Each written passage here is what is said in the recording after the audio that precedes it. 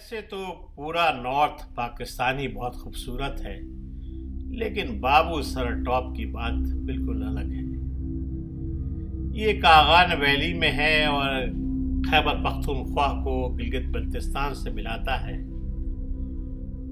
इसके मगरिब में हिंदुकश है और मशरक़ में हिमालय है, बल्कि ये आखिरी पहाड़ियाँ हैं हिमालय की जो कि नांगा पर्वत के बाद है। पिछले साल जुलाई में गया था वहाँ, ग्लेशियर फिर भी मौजूद थे। एक को क्रॉस करने का मौका मिला और थोड़ी सी छोटी सी एक वीडियो बना ली। आप भी देखिए और महसूस हुई। शुक्रिया।